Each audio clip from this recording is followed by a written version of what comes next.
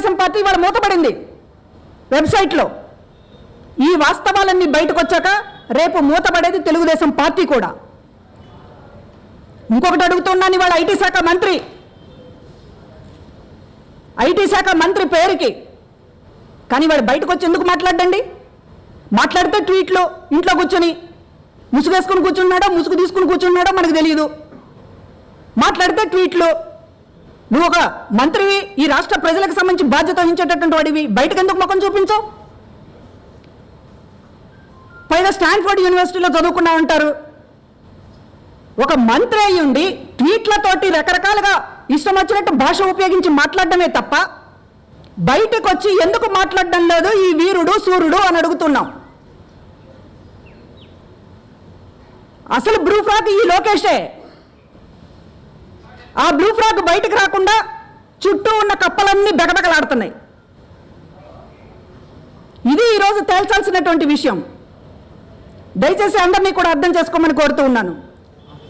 ప్రభుత్వానికి సంబంధించినటువంటి బాధ్యతారాహిత్యంగా వ్యవహరిస్తున్నప్పుడు అన్ని వ్యవస్థలు కూడా ఇప్పటిదాకా నిద్రపోయినా ఇప్పుడు కళ్ళు తెరవాల్సినటువంటి సమయం.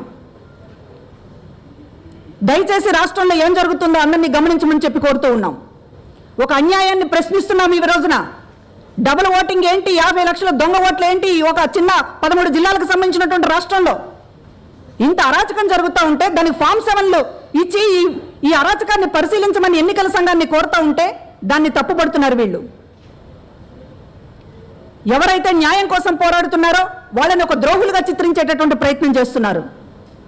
సిద్ధపడమని చెప్పి కోరుతూ ఉన్నాం. మేము అన్నిటికీ సిద్ధపడండి, విచారణలకు సిద్ధపడండి. మీ తెలుగుదేశం పార్టీ వెబ్సైట్నే కాదు పార్టీ ఆఫీసును మూసేసుకోవడానికి కూడా సిద్ధపడండి. ఇవాళ చంద్రబాబు నాయుడు గారు ఇల్లు ఇక్కడ హైదరాబాద్లో ఉంది. ఎన్ని కోట్ల రూపాయలతో కట్టించాడో ఎవరికీ తెలియదు. అందులోకి ఎవరినైనా పిలిస్తే కదా, ఎవరినైనా పిలిచి మంచినీళ్ళు టీయే ఇస్తే ఆ ఇల్లు ఎలా ఉందో ఎవరికైనా తెలుస్తుంది, మీకైనా నాకైనా. ఎవరిని పిలవలేదు. ఆ ఇంట్లో రేపు దొంగతనం జరిగితే అమరావతిలో కంప్లైంట్ ఇస్తాడండి చంద్రబాబు నాయుడు గారు? ఈ హైదరాబాద్ పోలీసులకే కదా కంప్లైంట్ ఇవ్వాల్సింది. ఎందుకు మరి ఇవాళ లేనిపోని తెలంగాణ ఏపీ వివాదాన్ని తీసుకొస్తున్నాడు? దయచేసి అర్థం చేసుకోమని చెప్పి మిత్రులందరినీ కోరుతూ ఉన్నాను.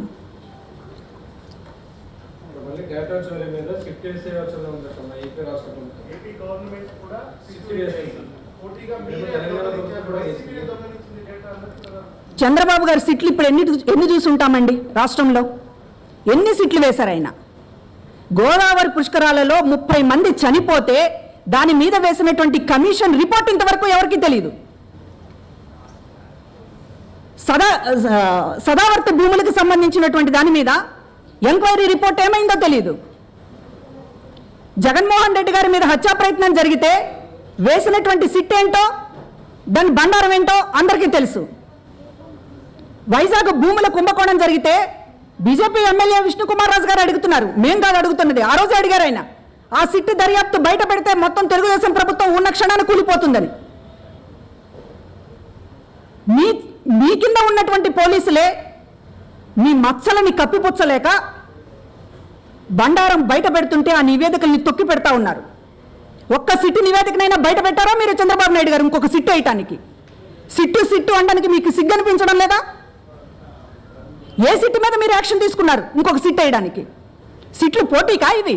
తెలంగాణ వేసింది కాబట్టి మేము చేస్తాం, అక్కడ ఏసీబీ ఉంది కాబట్టి మాకు ఏసీబీ ఉంది. ఏమిటి వంతులు? హలో, మిమ్మల్నే. యోయో టీవీ యాప్ డౌన్లోడ్ చేసుకున్నారా? ఇంకా లేదా? మీ యాప్ స్టోర్ కి వెళ్ళి వెంటనే డౌన్లోడ్ చేసుకోండి. ఈ వీడియో గనుక మీకు నచ్చినట్లయితే లైక్ చేయండి, షేర్ చేయండి అండ్ సబ్స్క్రైబ్ చేయండి.